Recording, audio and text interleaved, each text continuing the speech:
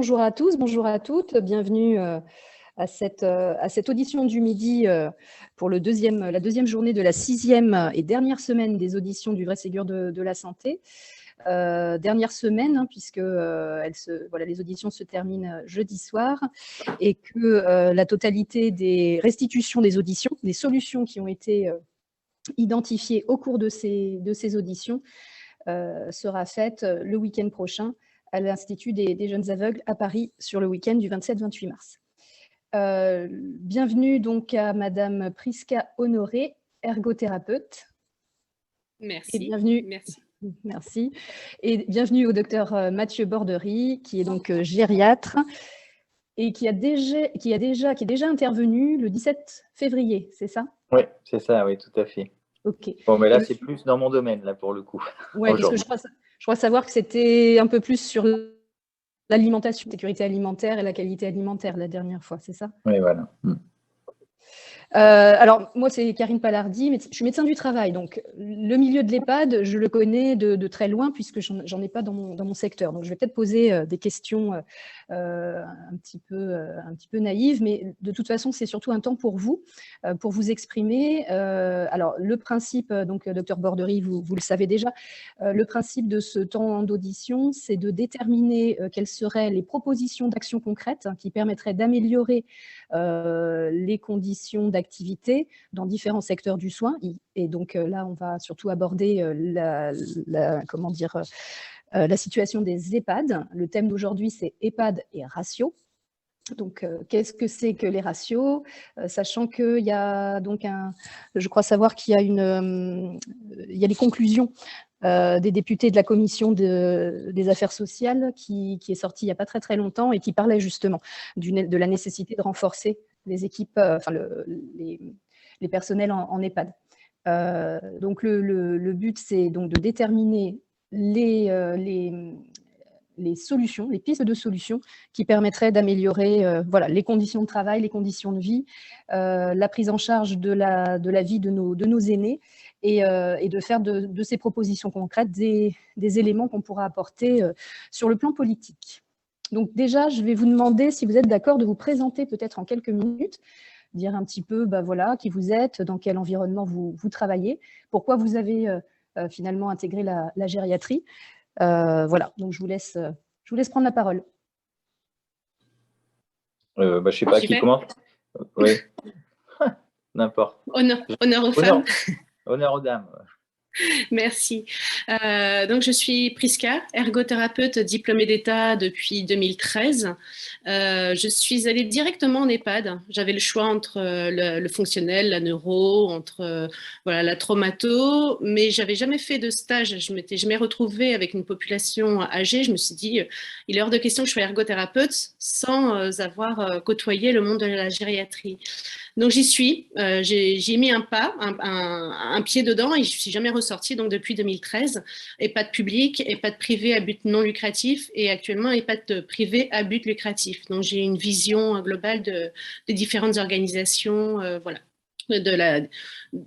parce que il n'y a pas d'homogénéité, évidemment, dans ces structures, dans ces organisations, et c'est intéressant de se pencher dessus également.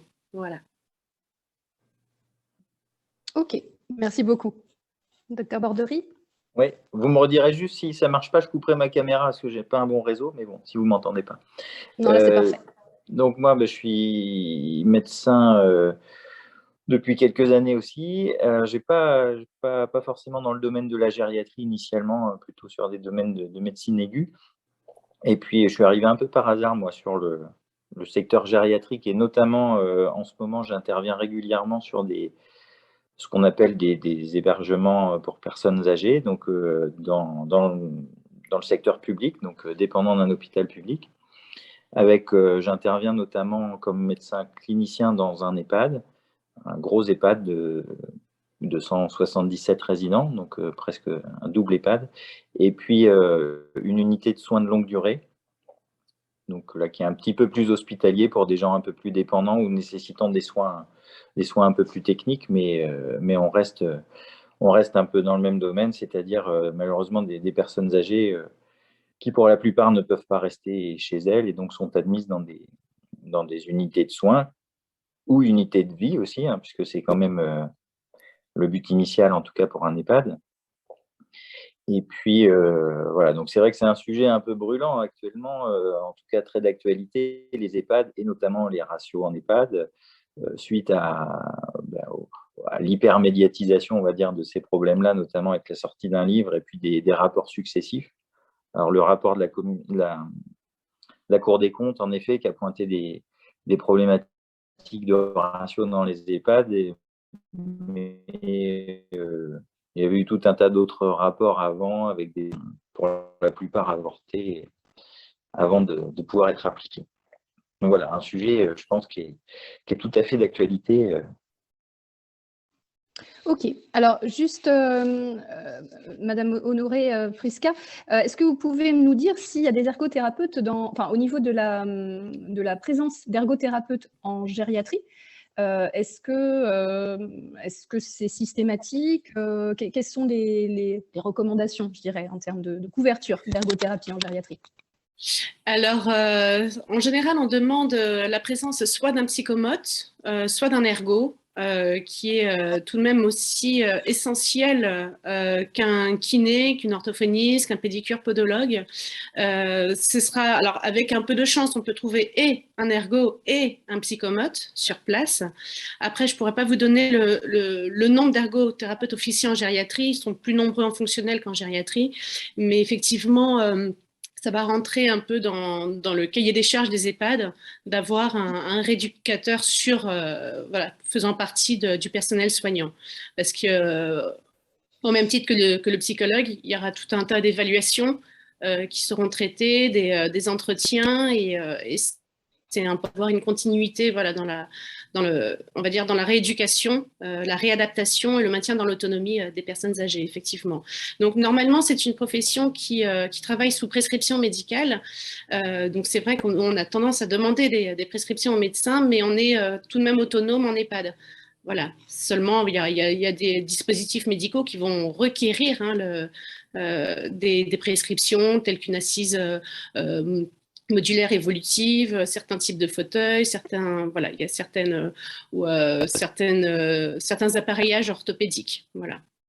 On sera obligé de passer donc par une prescription médicale, et nous demandons justement un peu cet allègement auprès de la Sécu pour que nous puissions nous-mêmes prescrire certains DM, donc certains dispositifs médicaux, parce que nous sommes formés en fait pour ces prédispositions. En fait, nous avons ces prédispositions de notre formation initiale, et que nous sommes aussi sensibilisés à une veille technologique de ce qui se fait en rapport avec l'autonomie, que ce soit l'habillage, voilà, un petit peu tous les gestes de la vie quotidienne, voilà, qui nécessitent une aide technique. Donc là, sur ce constat-là, donc effectivement, peut-être une revalorisation de vos missions, une augmentation de l'autonomie au niveau de la prescription. Est-ce que selon vous, si vous deviez faire des propositions concrètes pour aller dans ce sens-là, ce serait quoi? Alors, j'avais préparé vraiment tout un topo pour expliquer un petit peu ce qu'est l'EHPAD. Déjà, parce que des propositions, je vais vous en faire. Mais pour ça, je pense qu'il faut avoir une petite photographie de comment fonctionne un EHPAD, parce que c'est quand même multipathologique. C'est vraiment très varié. Déjà, comment se passe, pourquoi on vit en EHPAD déjà? Pourquoi, voilà, donc Broderie nous parlait de l'USLD, donc structure sanitaire avec des soins beaucoup plus importants.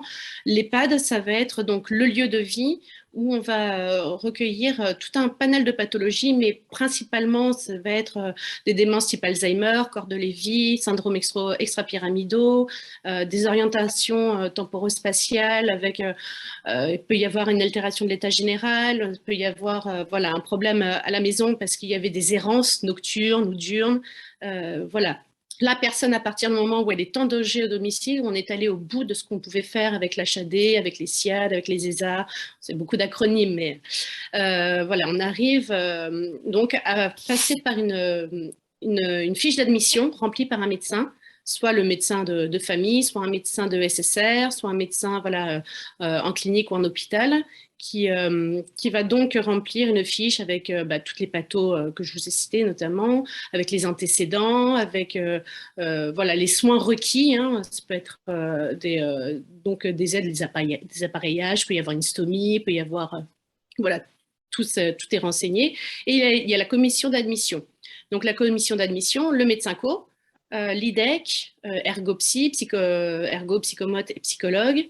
Voilà, on va pouvoir déjà un petit peu avoir la photographie du résident accueilli et pour ensuite mieux l'accueillir. Ça, c'est dans le meilleur des cas, c'est quand tout le monde peut se concerter pour donner son opinion et pour voilà. Docteur Borderie, je vous laisse intervenir et interagir hein, aussi sur comment ça se passe chez vous. Est-ce que vous vous reconnaissez dans ce que… Alors, pas en partie, mais moi, j'allais rebondir un petit peu parce que je pense que la variété de pathologies de résidents accueillis en EHPAD est très, très variée. Et alors, bon, les pathologies, en effet, qui nécessitent une prise en charge spécialisée par rapport à une mise en danger d'une personne à domicile sur des maladies neurologiques qui viennent d'être citées, non négligeables, des problèmes rencontrés en EHPAD, mais je pense que c'est beaucoup plus vaste que ça. Avec notamment une évolution sociétale aussi de la prise en charge du vieillissement, de notre vieillissement à tous. Alors, il y a un petit souci de son. Avec du coup, des isolements familiaux parfois, même en santé correcte. Je vais couper ma caméra. Oui, ouais, là, ça y est, les problèmes de son sont arrivés. Ouais. Là, donc, simplement pour dire que ouais, la variété de personnes accueillies en EHPAD actuellement, elle est quand même très, très vaste. On a aussi des gens qui ne sont pas spécialement malades, si ce n'est qu'ils ont vieilli, que leurs organismes ont vieilli. Et ça peut parfois être un choix aussi de venir en EHPAD, un choix personnel, individuel, parce qu'on se sent fatigué, parce qu'on a besoin de société aussi, ce qui peut être le cas d'une présence avec d'autres résidents dans un EHPAD. Donc, c'est très, très vaste.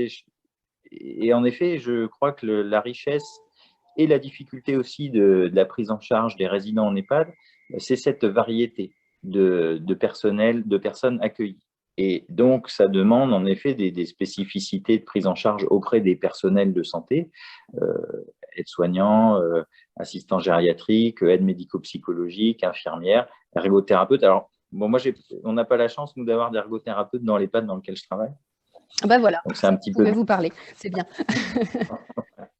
Mais en effet, je pense que… Alors, c'est vrai qu'on parlait des ratios en EHPAD qui sont actuellement… Il y a eu des recommandations de fait à plusieurs reprises qui sont plus des recommandations pour les soignants du soin à la personne directe, c'est-à-dire aide-soignant, infirmier.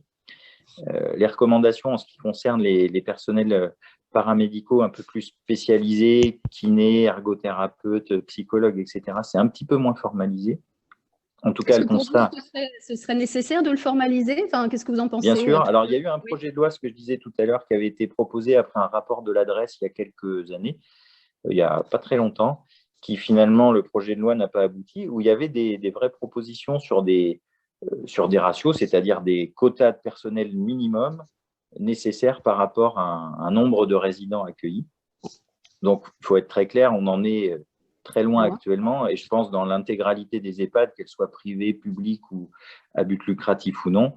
Alors, c'est vrai qu'on met beaucoup le focus actuellement sur les EHPAD privés à but lucratif, puisque tout le monde dit que c'est quand même inadmissible qu'on n'ait pas assez de monde dans un EHPAD où on demande beaucoup d'argent aux résidents. Mais je pense que c'est aussi inadmissible qu'on n'ait pas assez de personnel, même dans les EHPAD où on demande moins d'argent, puisque de toute façon, ce n'est pas parce qu'on paye plus qu'on doit être mieux pris en charge. Enfin, je ne le crois pas, moi, en tout cas. Et selon vous, ce manque selon vous, ce manque de personnel, il est lié au manque de personnes formées?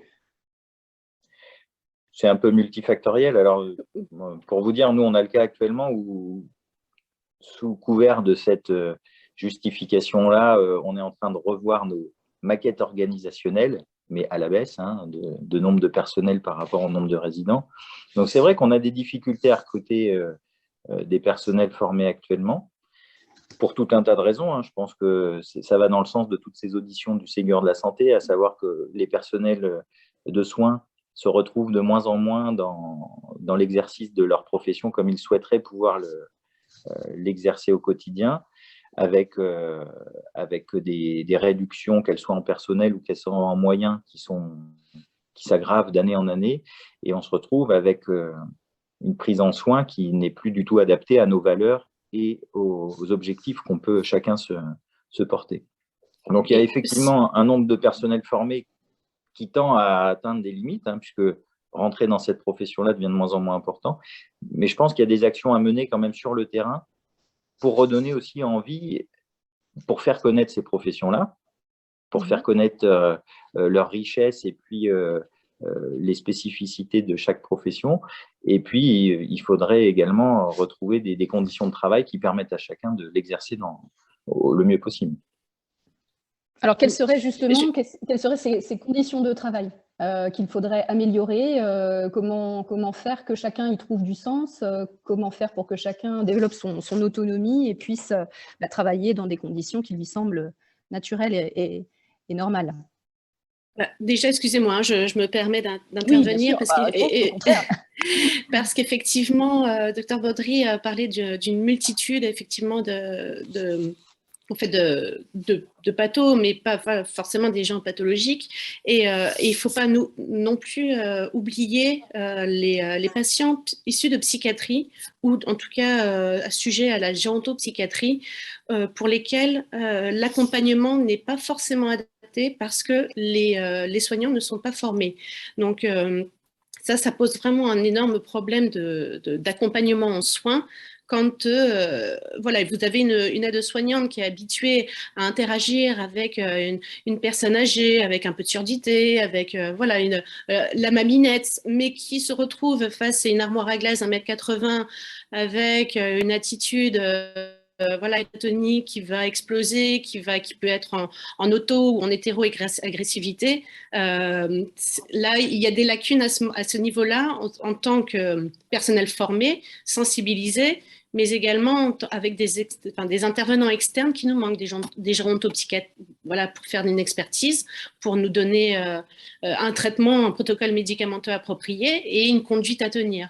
Voilà, donc une formation continue et orientée sur les spécificités des personnes que vous accompagnez. Donc, créer des systèmes de formation peut-être même internes avec des experts qui viendraient de l'extérieur, à la rigueur, et vous amener des éléments de compréhension des situations. C'est ça. Et même soutenir ce qui est déjà en place, les ASG, les aides-soignantes en gériatrie, les AMP, arrêtez de faire des glissements de tâches. Les AMP ne font plus un travail d'AMP en EHPAD, et c'est bien dommageable parce que c'est une plus-value, c'est très important. Les ASH, pareil, que l'on va mettre en animation, en hôtellerie, à l'hygiène, en soins, il va falloir aussi peut-être commencer à les considérer, soit en tant qu'animatrice, soit en tant que soignante, en faisant fonction, soit... voilà, c'est pas évident de balancer. Donc, c'est vrai que le personnel ne reste pas parce que il y a eu plusieurs, ça a été un catalyseur, un peu comment dire, c'est un accélérateur, le Covid, quand on s'est retrouvé à huis clos, sans médecin intervenant, sans kiné, sans des gens arrêtés, et il fallait bien une organisation interne. Donc, si vous voulez, on est capable d'occuper plusieurs places, mais à un moment donné, ça use. C'est usant. Donc, quand vous voyez les jeunes qui arrivent et qui voient leurs collègues déjà usés, ça donne pas très envie. Ça, comme on dit, ça vend pas du rêve. Donc c'est vrai que déjà, avant de revaloriser, il faudrait peut-être déjà valoriser le personnel qui est en place, prendre soin d'eux dans la mesure aussi, prendre en compte les risques psychosociaux, prendre aussi en compte les risques physiques. Là, par exemple, j'ai été formée pour former le personnel à la prévention des risques physiques liés aux risques liés à l'activité physique, voilà. La PrAP de Zest, exactement. Donc, tout ce qui est troubles musculo-squelettiques, voilà, ça, je pense que c'est quelque chose qu'il faut généraliser à tout le personnel qui font de la manutention. Voilà, déjà, pour moi, ce serait déjà un point de départ pour retenir et effectivement embaucher du personnel. Et surtout, voilà, bien connaître les pathologies de la personne âgée. C'est voilà, ne pas être dans la surprise quand après une chute où on va avoir un comportement inhabituel. Et voilà, savoir ce que c'est qu'un syndrome post-chute, ce que c'est qu'un voilà, un syndrome de glissement. Et voilà, autour de la gériatrie, il faut vraiment valider les acquis et explorer un petit peu plus de ce Ok. point de vue-là. Donc, renforcer la formation, renforcer la prévention, risques physiques et risques psychosociaux, et puis ramener aussi les personnels dans leur domaine d'expertise qui pourra répondre à la reconnaissance, parce qu'effectivement, on ne peut pas être reconnu si on n'est pas dans son domaine et vu comme un expert dans son domaine, et puis redonner du sens, hein, parce qu'effectivement, comme vous dites, c'est juste, on peut prêter main forte en situation d'urgence, faire des tâches un petit peu différentes de ce qu'on fait habituellement, mais il faut que cette situation d'adaptation dans l'urgence et donc dérégulée puisse avoir une fin pour que chacun reprenne sa place. Sinon, ça devient insatisfaisant et plus que ça devient même motif de souffrance. Docteur Borderie, qu'est-ce que vous en pensez là, des propositions qui sont faites et de ce que vous avez entendu? Je pense que l'axe de la formation est primordial. Formation continue, certes, mais formation initiale aussi, puisqu'on se retrouve avec énormément de professionnels, en tout cas de personnel qui vient travailler en EHPAD, mais qui n'ont aucune formation, strictement aucune formation, y compris des formations au premier secours qui ne sont même pas ni exigées, ni même proposées. Et ça, je pense qu'en effet, c'est mettre en difficulté des personnes dans un milieu de soins qu'elles ne connaissent pas du tout, avec les risques qui peuvent découler, y compris pour les malades, hein, pour les patients, pour les résidents, des risques de complications, simplement parce qu'on ne sait pas faire, et ça s'apprend, c'est normal. Et ça, je pense que les différents établissements devraient vraiment axer en priorité sur la formation au moins initiale et continue des personnes qu'ils peuvent mettre en place auprès des résidents d'EHPAD. Après, je pense qu'en effet, il faut réimpliquer aussi tout le monde dans un véritable projet, un projet d'équipe. Alors, je pense que c'est aussi une richesse d'avoir une forme de transversalité envers les différents professionnels de santé. Les compétences de chacun peuvent nourrir celles des autres, mais il faut en effet qu'il y ait un véritable projet dans un établissement sur comment on prend en charge nos résidents, par quel biais, et puis qui est référent un petit peu de quel domaine. Ça, je pense que c'est important. Alors, ouais, ces projets, ils sont mis en œuvre selon vous suffisamment, enfin mis en avant, développés non, moi, je trouve qu'ils sont. Alors, moi, c'est un peu biaisé parce que c'est vrai que je travaille avec l'hôpital public qui va mal dans son ensemble actuellement, et les projets sont actuellement plus versés par un but budgétaire et financier qu'un objectif de soins. Et je pense que tant qu'on n'aura pas réussi à faire travailler l'intégralité d'un établissement dans l'optique du soin qu'on peut apporter à la personne. Alors, attention, on parle d'EHPAD aussi, hein, on ne parle pas que de soins médicamenteux. Hein. Le soin au quotidien, c'est également… je pense que quand le vieillissement aussi, le temps a une valeur un petit peu différente lorsque l'âge avance pour chacun. Et je crois que c'est une valeur qui est partagée par la plupart des soignants en EHPAD actuellement, de cette nécessité de pouvoir prendre le temps de faire les choses avec des personnes pour qui la temporalité est un petit peu différente. Et malheureusement, avec des restrictions de personnel, le fait que chacun pallie un petit peu à la tâche de l'autre parce qu'on manque de monde, ce temps-là, on ne peut plus le prendre, ou pas correctement. Et ça induit vraiment de manière très directe des complications potentielles, hein, que ce soit, je vais vous dire des bêtises, mais les gens qui ont besoin d'une aide à la toilette, ben peut-être même avec la bonne volonté de chacun, quand il y a 40 personnes qui nécessitent un soin et qu'il n'y a que 2 aides-soignants, ben on ne peut pas faire correctement, ce n'est pas possible. Et donc, on peut avoir des troubles cutanés, des mycoses, des escarres, des choses comme ça. Et ça, c'est des vraies complications, avec en plus un surcoût de cette prise en charge, au-delà de l'aspect quand même catastrophique pour les résidents. Et je pense que le calcul, il est très mal fait actuellement dans les EHPAD, où justement on devrait mettre le paquet sur la présence d'aide, de soignants, quelles que soient leurs compétences et leur domaine spécifique, mais je pense que c'est vraiment un axe à mettre en place. Au-delà, après, il y a aussi tout l'axe matériel. Alors, ma collègue ergothérapeute en parlera mieux que moi, mais c'est vrai que je ne sais pas comment ça se passe dans tous les EHPAD, mais on est en permanence, nous, en train de faire du bricolage pour des fauteuils roulants, pour des déambulateurs, avec une vétusté qui s'aggrave et des financements derrière qui ne suivent pas du tout. Puisque je ne sais pas si vous savez, mais dans les EHPAD, actuellement, le financement des EHPAD, c'est un peu particulier. Il y a 3 financeurs. Il y a le conseil général, le conseil départemental, il y a les ARS et puis il y a la part hôtellerie que les résidents peuvent payer également. Et donc, pour le matériel notamment, la sécurité sociale donne une enveloppe d'argent aux établissements et estime que pour les besoins du quotidien, on doit se débrouiller avec cette enveloppe.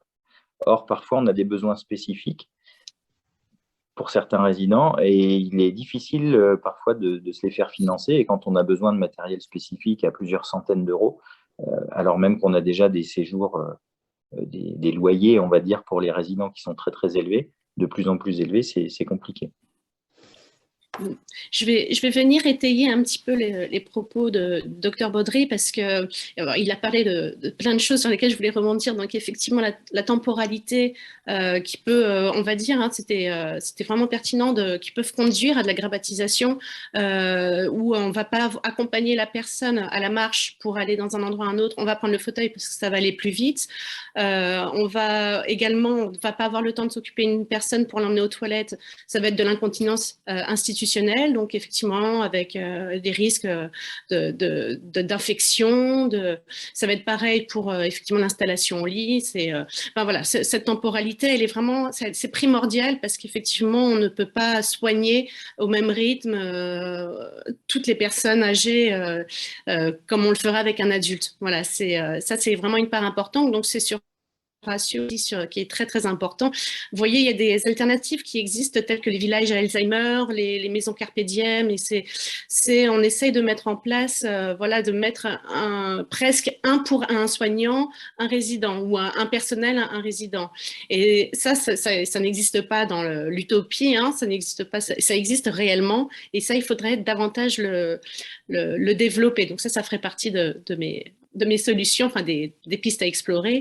Et pour revenir sur le financement, donc effectivement, vous avez les 3 tarifs de soins, tarif d'hébergement et le tarif dépendance.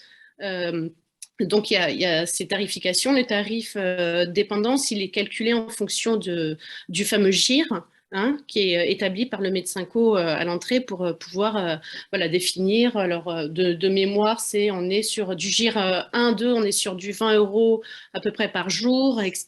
Et le GIR 5, 6 sur du 5 € par jour. Donc, déjà, pour voilà, comprendre un petit peu pourquoi ça peut coûter cher l'hébergement, sachant qu'effectivement, le soin devrait être le même pour tous. Hein. Donc, vous avez donc, ces 3 tarifs. L'hébergement, c'est ce qui peut faire vraiment augmenter les choses, c'est au niveau de l'hôtellerie.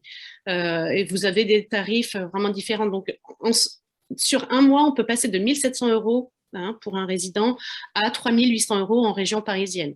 Donc, vraiment, il y a ces gros écarts, sachant que dans le public, il y a ces fameuses aides sociales à l'hébergement qu'on ne trouve pas dans les privés à but lucratif ou alors très, très peu.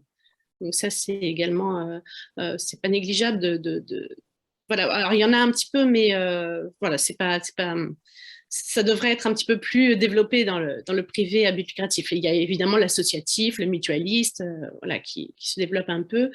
Voilà, et puis, on parlait de la GIR, mais vous avez donc cette fameuse coupe pathos.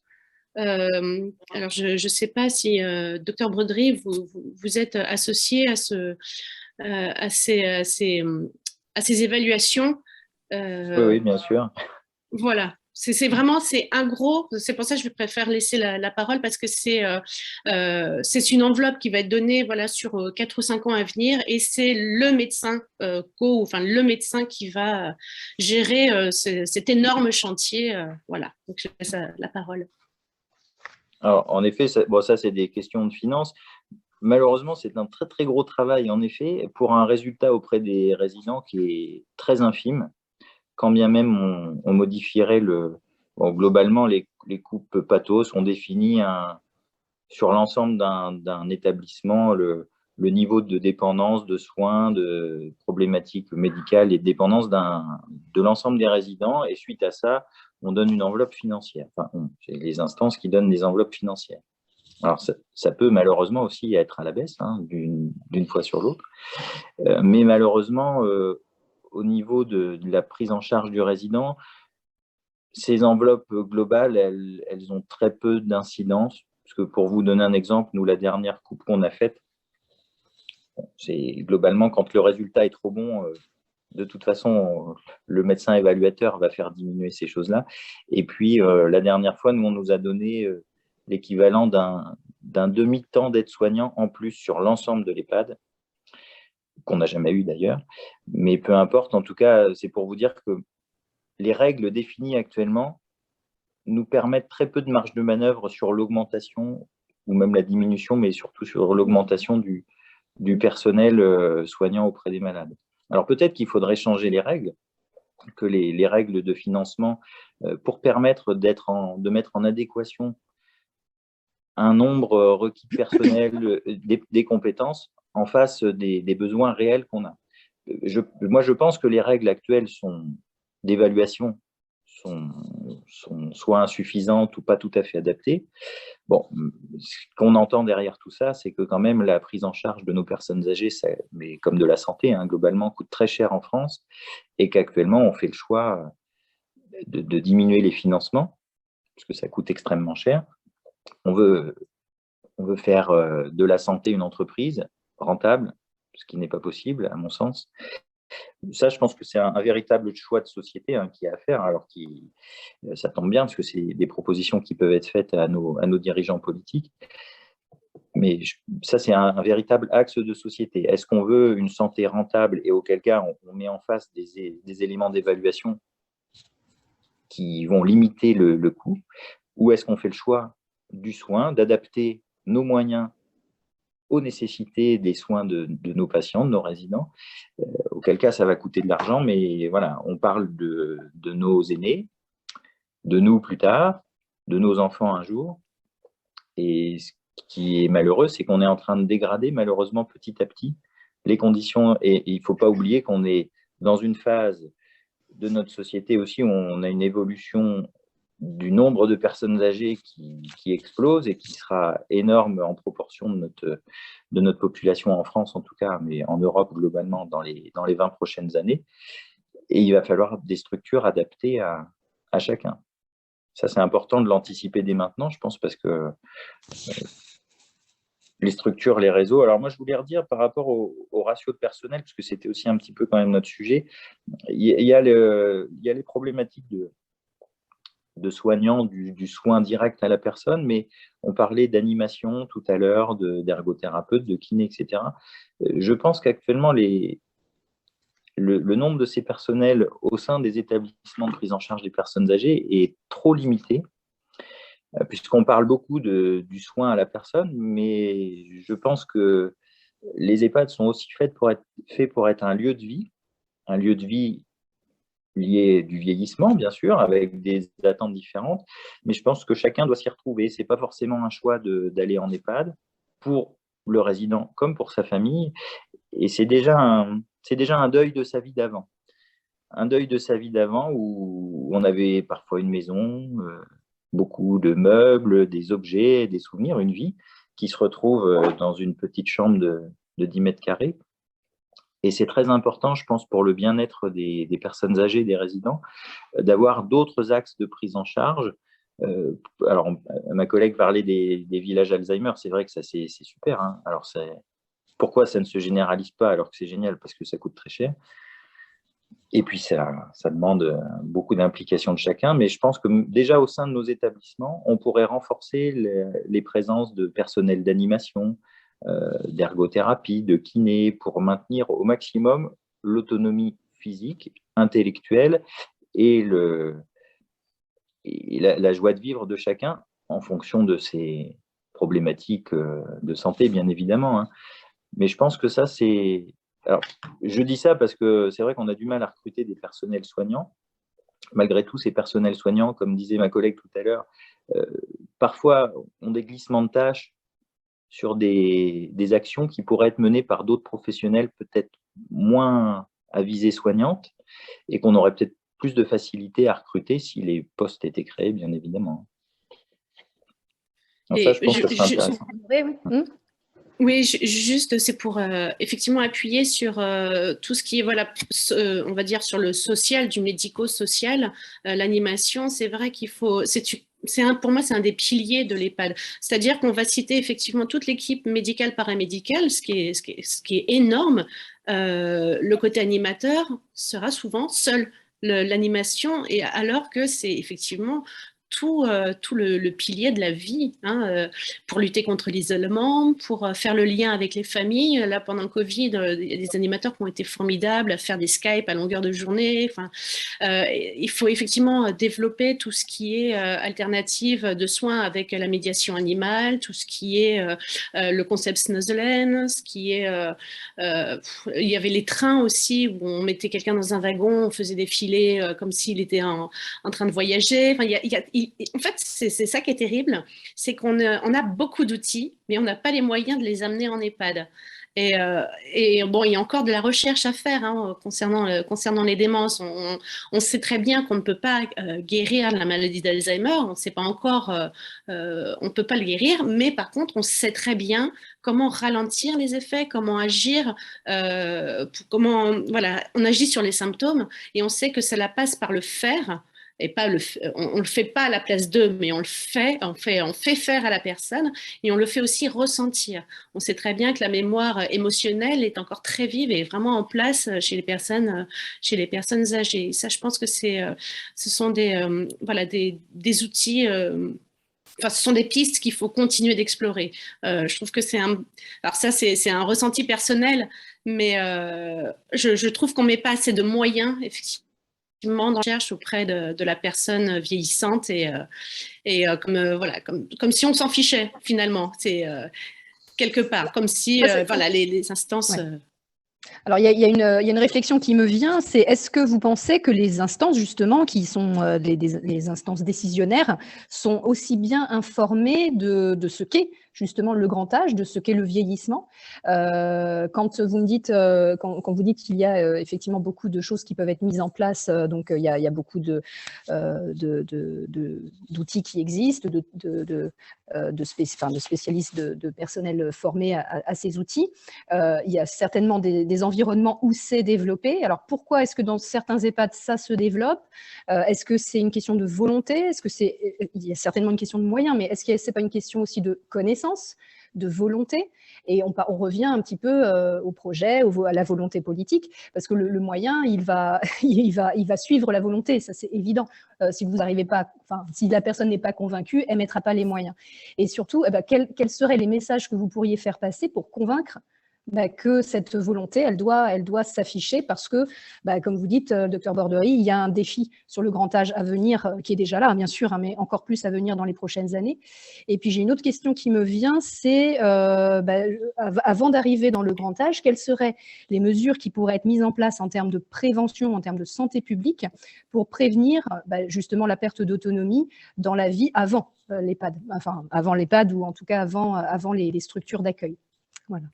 Alors, je me permets de m'engouffrer sur la question, surtout sur la question des dirigeants, des gestionnaires d'établissements. Je pense que c'est impératif de les mêler à la formation, justement, à la formation aux pathologies, surtout à la prise en soin du grand âge. Voilà. Par exemple, il y a le concept humanitude, je ne vais pas m'étendre là-dessus, mais pour lesquels les gestionnaires vont suivre la formation, et on va délivrer des labels humanitude à un établissement, de sorte que tout le personnel sera confondu, sera lié à ce projet. Et c'est très important, effectivement, que la direction ne soit pas là en tant que, on va dire, Ah, non, je vais choisir une autre image parce que c'est pas celui qui va fouetter sur son personnel pour faire avancer l'EHPAD. C'est celui, je pense, qui devrait être dans l'équipe pour tirer un peu le projet vers l'avant.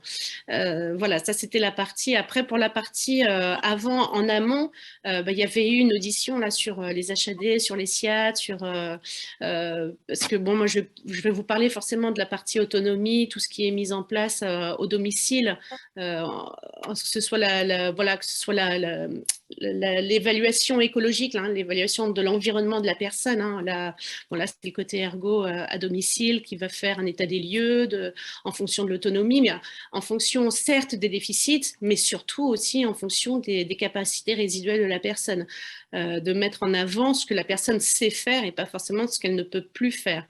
Bon, voilà, ça c'était la partie ergo, de l'accompagnement des aidants aussi. Et puis voilà, ça c'était la partie ergo et je laisse la place au docteur Borderie. Pas de souci. Alors, ouais, en effet, je pense que alors pour ce qui est des instances dirigeantes, je pense que ça c'est une évidence, mais pas que dans le médico-social, pas que dans les EHPAD. Je pense qu'on a créé, enfin, je ne sais pas qui, par les décisions qui ont été faites depuis quelques années, on a créé un véritable fossé entre des preneurs de décision et puis des acteurs de terrain, et qu'il y a une véritable fracture entre ces deux milieux, avec une nécessité, je pense, qui s'accroît de plus en plus, de permettre des retours de terrain, peut-être par le biais d'auditions comme on est en train de le faire actuellement, des véritables retours. Je pense que la crise Covid a mis encore plus ça en évidence, de se dire qu'il y a des gens sur le terrain qui ont des solutions à proposer, qui mettent déjà en place des choses avec des moyens un petit peu limités. Et je crois que c'est absolument nécessaire que toutes ces propositions-là, alors bien sûr, tout ne pourra pas se faire, on en est tous conscients, mais qu'il y ait un véritable canal de retransmission du terrain vers les instances dirigeantes. Et pas uniquement, nous, on a un budget, on applique, et puis après, débrouillez-vous avec ce qu'on vous a donné. Ça, je pense que c'est un petit peu dommageable. Après, pour la prévention, alors il y a une question de prévention pour le bien vieillir. Ça, je pense qu'il y a quand même de plus en plus de réseaux qui se créent à ce sujet-là. On parlait des aidants, notamment dans des pathologies type Alzheimer, en effet, avec l'importance que l'aidant principal, qui est souvent un conjoint, ne s'épuise pas, parce que ça précipite souvent une institutionnalisation de la personne malade. Il y a de plus en plus de réseaux qui existent avec des relais sur des accueils de jour, des accueils temporaires. Et ça, je pense que c'est important de le développer encore plus pour permettre à chacun de trouver un équilibre dans l'accompagnement d'un proche ou qui vieillit ou qui peut avoir des pathologies spécifiques, puisque ça, je pense que la plupart des gens ont envie de rester chez eux, et les aidants principaux ont envie que leur conjoint ou que leurs proches restent à domicile. Malheureusement, c'est parfois très, très difficile, et c'est des gens qui sont un peu isolés aussi, des fois. Donc, ça, je pense que c'est important. Et puis, je pense qu'il faudrait aussi un peu plus informer les gens, puisqu'on a tous des images familiales ou de proches vieillissants, mais c'est vrai que le grand âge, le comment bien vieillir, bon, ça c'est en France, on est très en retard sur la prévention de la santé en général, pour éviter que des maladies arrivent, ou pour en tout cas favoriser, notamment dans le cadre du vieillissement, des choses qui pourraient permettre à chacun de vieillir le mieux possible, le plus longtemps possible. Alors, bien sûr, il y a des pathologies qu'on ne peut pas éviter, mais je pense qu'une information de prévention, comme dans d'autres domaines, en France, ce serait vraiment nécessaire. Et c'est un des défis des 10 prochaines années, vraiment d'accès. On ne soigne pas trop mal en France. On arrive à soigner des pathologies graves, être dans le curatif. On n'est pas trop mal organisé actuellement pour le faire. Je pense qu'avant que ces maladies arrivent ou que les problèmes arrivent, on aurait dû peut-être mettre en place des actions de prévention bien avant. Ça, je pense que c'est un défi à faire. Alors, peut-être qu'aussi, que ça soit dans les EHPAD ou que ça soit à domicile, il faudrait refavoriser les réseaux de personnes formées, justement, pour permettre d'éviter des recours au dernier moment à un service d'urgence, ou pour permettre aussi aux personnes vieillissantes à domicile, pour lesquelles c'est parfois difficile d'avoir accès à un soin. Je pense qu'il faudrait avoir peut-être des réseaux dédiés à la prise en charge des créneaux, même chez des spécialistes. Par exemple, on parlait de pathologie, de démence, etc.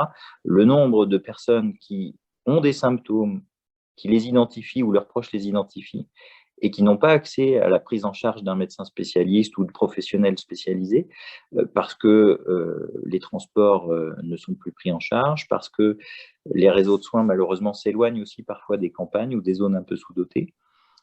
Peut-être qu'il faudrait dédier vraiment des créneaux adaptés aux personnes qui prennent de l'âge.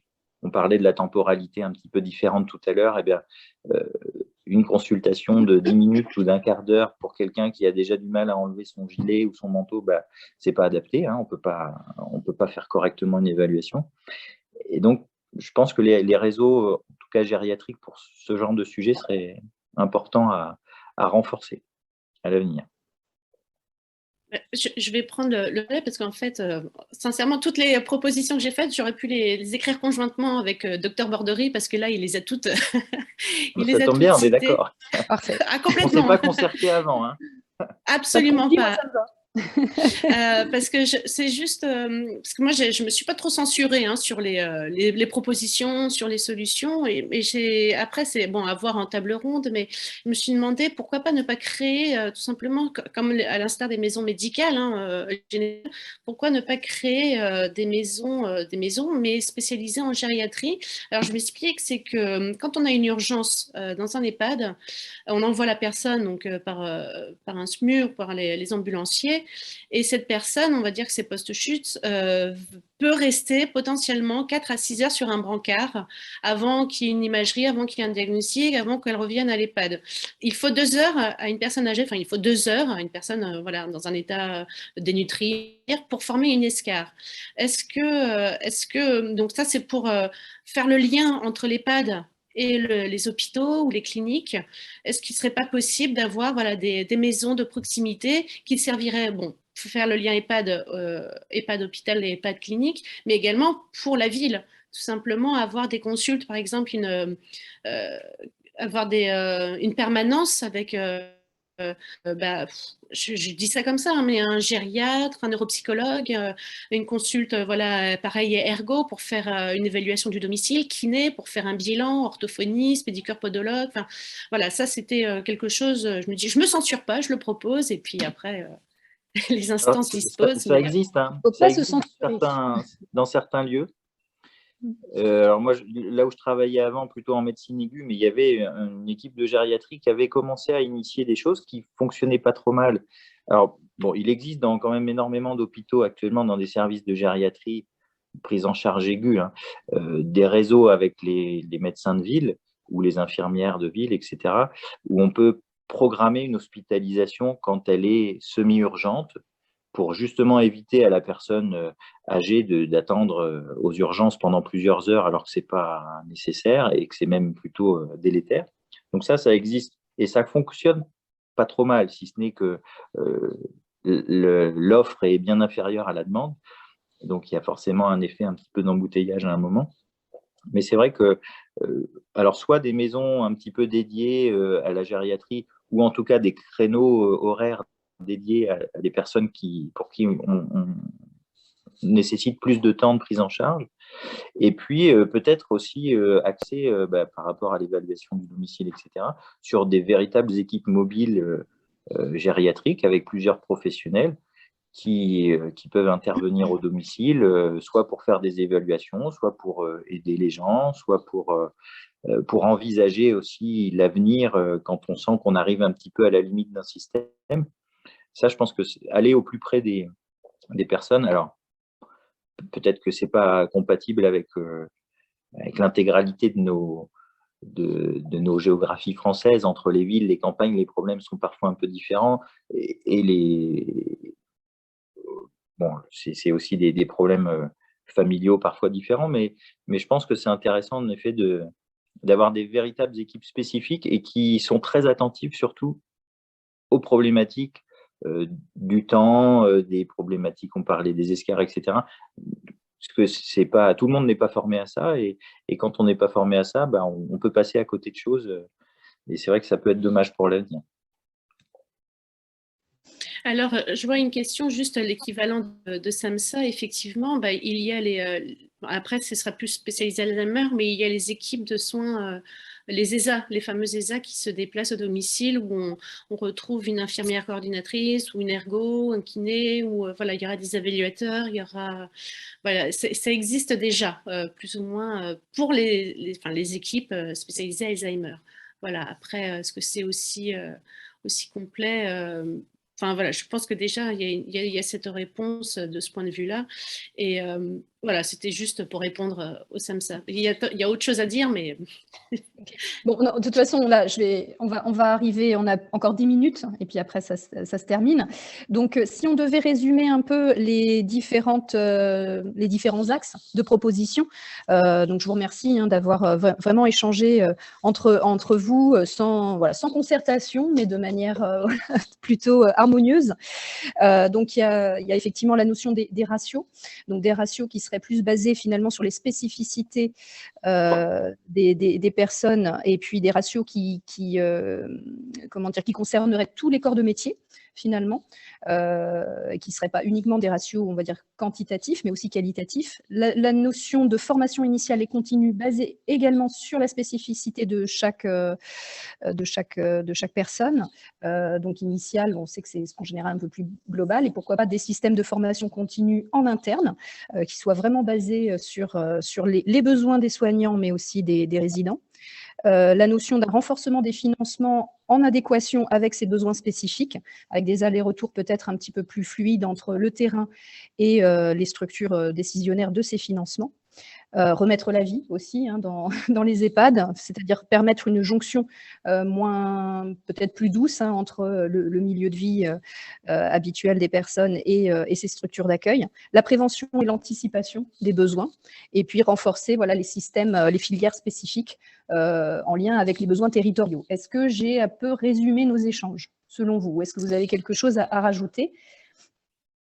Non, oui, puis je pense qu'il faut valoriser à plusieurs égards cette profession qui est très riche, encore une fois, de travailler auprès de nos aînés, mais qui est aussi très, très difficile pour différents aspects. Mais je pense qu'il faut donner envie par différentes manières aux gens de s'intéresser par l'information, de la richesse de ces métiers, par la valorisation, qu'elle soit financière aussi, la valorisation des compétences de tous ces métiers-là pour renflouer aussi ces établissements qui vont, dans les années à venir, encore une fois, avoir besoin de beaucoup de personnel formé, et surtout qui restent et qui aiment rester dans leur travail pendant des années, puisque sinon tout est à refaire. Si tout le monde s'en va tous les 6 mois, c'est compliqué.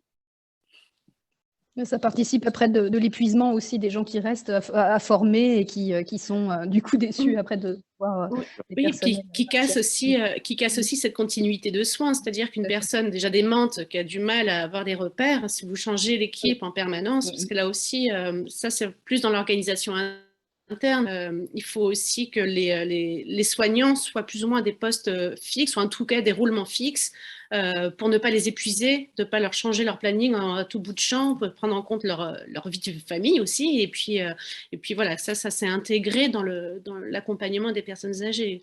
Après, il y avait juste, parce que moi j'ai fait mes petits points avec tiré à la ligne retour.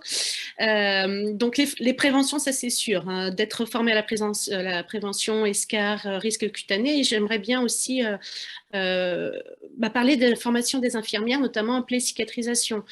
Souvent, on passe par de la téléconsultation, mais je pense que ce serait quand même assez favorable en termes de coûts d'appuyer sur ces formations-là en interne. Voilà, parce que elles sont tout à fait à même de pouvoir le faire avec le matériel. Sinon, ce sont des HAD qui se déplacent aussi. Mais je pense que de mettre les infirmières, enfin les techniciennes à l'aise avec ces nouvelles méthodes, ces nouvelles techniques, parce que ça change en permanence, ça évolue. Et voilà, il y aurait déjà cet aspect-là. Donc, effectivement, aussi reprendre sur les formations de premier secours, c'est pareil, je l'avais mis, c'est quelque chose d'impératif, hein, surtout quand vous savez que vous pouvez avoir 2 AS en totale autonomie la nuit. Quand vous avez, pour n'importe quelle raison, hein, un arrêt cardiaque, une fausse route, n'importe quoi, au moins avoir les premiers gestes, pour moi, c'est... Normalement, on l'a, hein, certains thérapeutes l'ont, mais il y a des mises à jour à faire parce qu'on sait que ça se perd. Ensuite, j'avais aussi 2 points. C'est de faire intervenir un petit peu plus, ça c'est à l'initiative quand même des établissements, mais la médecine du travail et le médecin du travail, voilà. L'inspection et le médecin, pardon. Et également un psychologue pour mettre un petit peu son nez dans ce qui se fait dans les établissements, parce que là, je vais percer un petit truc aussi. Hein. Là, c'est vraiment dans le cœur des soignants, dans l'organisation, c'est de prêter attention, parce que c'est un peu tabou, hein, entre soignants, mais autant le dire aussi, de ces comportements un peu déviants qui vont venir, de par un sentiment de toute puissance, venir, on va dire, briser une équipe, briser un soignant, et de ce fait, briser le soin et malheureusement glisser sur l'accompagnement du résident. Donc, voilà, c'est pour ça, je pense qu'une inspection, peut-être, sans que ce soit une mission punitive, c'est juste voilà, de dire que les soignants ne sont pas seuls, qu'ils sont accompagnés pour être bien traités. Ce qui va avec la PRAP2S, pour être bien traitant, il faut être bien traité soi-même, et même si on a à cœur son métier, hein, c'est pas, voilà. Mais je pense que c'est quelque chose qu'il ne faut pas négliger, c'est l'accompagnement voilà, des soignants. Alors, je suis médecin du travail, donc voilà, ça me fait réagir. Ah oui, mais non, mais je trouve que votre propos est très pertinent. C'est-à-dire que dans le soin, effectivement, les conditions de travail et les conditions de vie des soignants va forcément avoir un impact sur la qualité de ce qu'ils apportent, du soin qu'ils apportent. Et en gériatrie et en EHPAD, ça va être d'autant plus précieux de faire que les soignants soient bien dans leur travail, parce que on sait très bien que, alors c'est la prévention aussi de l'épuisement professionnel. Alors, je sais qu'il n'y a pas suffisamment, il n'y a pas la prévention de l'épuisement professionnel, enfin l'épuisement émotionnel, l'épuisement physique, enfin, tous ces éléments-là, il faut vraiment les prendre en compte. On a très peu d'accompagnement dans les structures de soins sur la prévention de ces phénomènes-là.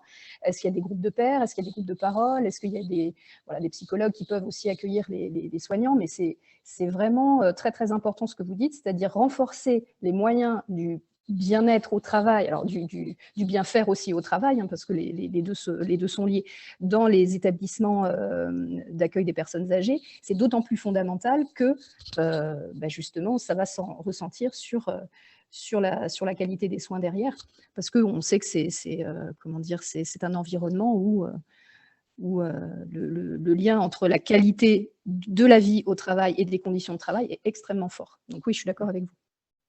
Docteur Borderie, vous avez un médecin du travail dans votre structure? Alors, non, on a un médecin du travail à temps partiel qui vient d'arriver il y a 2 semaines. Ça faisait 5 ans qu'on n'avait pas de médecin du travail. Donc, bravo. Voilà. On ne sait pas pour l'instant. Après, juste pour, je sais qu'on a 2 minutes, juste pour dire, encore une fois, je reviens sur le fait que je pense que la prise en charge de nos aînés, c'est un véritable choix de société, mais au même titre que la prise en charge de notre jeunesse, je pense que finalement, ça se fait assez écho, et qu'une société qui prend bien soin de ses enfants et de ses personnes et de ses aînés, voilà. Enfin, après, moi, c'est des valeurs qui me parlent, mais je crois que c'est quand même le reflet aussi de ce qu'on peut laisser entrevoir de notre façon de vivre ensemble. Très bien. Bon, est-ce qu'il y a des questions qui seraient passées inaperçues dans le chat? Alors, il y a une question, c'est comment vieillirons-nous? C'est une énorme question, ça. Bon, on relance pour 2 heures, c'est ça? Oui, non, voilà. Comment vieillirons-nous? Je pense que comment vieillirons-nous, on ne le sait pas, mais je pense que tout le monde aspire, encore une fois, à vieillir le mieux possible. Et c'est peut-être par le biais de l'ensemble des actions qu'on a un petit peu évoquées, que ce soit par la prévention, par les réseaux, par l'aide à chacun, et puis la formation, et puis la communication sur aussi les pistes pour aider à bien vieillir, qui permettront à chacun aussi d'essayer c'est aussi il y a aussi une part individuelle, hein, bien sûr. On ne peut pas être tout le temps auprès de chacun pour apporter des pistes, mais bon, je pense que la communication dans ce domaine-là et la prévention sont essentielles en tout cas. Et juste aussi l'accompagnement de fin de vie. Voilà, c'est vrai qu'on a parlé aussi de renforcer les formations, mais l'information auprès des soignants de AS, AMP, IDE, peu importe, fin de vie, je pense qu'elle est plus que primordiale parce qu'elle est pas forcément enseignée. Hein, c'est quelque chose qui se fait sur le terrain, hein, parce qu'il y a tout un soin, il n'y a pas toujours les équipes mobiles de soins palliatifs qui se déplacent, on n'a pas forcément toutes ces ressources, mais il est possible de former, encore une fois, le personnel, que ce soit pour l'accompagnement de la famille, parce qu'on accueille un résident, mais qu'on accompagne aussi une famille malgré tout, et c'est voilà, parfois on est un peu démunis, voilà, on bricole encore face à certaines situations. Et juste un petit détail, il existe en fait des commissions de coordination gériatrique qui peuvent, alors je ne sais pas si vous y participez de temps en temps avec des EHPAD, Dr Borderie, mais ça se fait, je crois que c'est pluriannuel, enfin il y a 2 commissions par an qui se font c'est organisé par le médecin co de l'EHPAD et avec tous les intervenants, médecins traitants, médecins pharmaciens, kinés, podo, enfin voilà, tous les intervenants, la direction de l'EHPAD et autour d'un thème.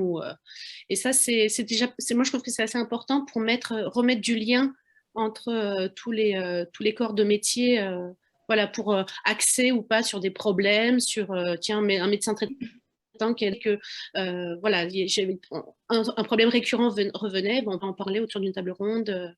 Voilà, voilà. Il existe aussi dans les EHPAD un conseil de vie sociale qui permet de regrouper régulièrement les professionnels, mais également les résidents et des représentants des familles, ce qui permet voilà, de faire un lien aussi institutionnel. Ok. Bon, il est 13h16, on va devoir se quitter. En tout cas, merci de la richesse de ces échanges. C'est dur à dire.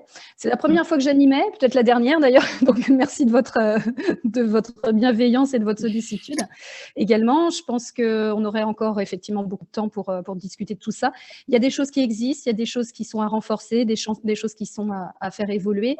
En tout cas, tout à l'heure, vous parliez de la nécessité de rendre attractif, hein, effectivement, l'environnement, enfin le soin aux personnes âgées. Je pense que les personnes qui vous ont entendu ou qui pourraient vous entendre seront convaincus à quel point ça peut être riche et formateur et certainement voilà, plein de belles choses. Des métiers d'avenir. Voilà, j'imagine, oui. Allez, en tout cas, bonne journée, bon après-midi à vous. Merci à tout le monde. Merci. Et puis, merci beaucoup. Voilà, portez-vous bien. Au revoir. Au revoir. Merci. Au revoir.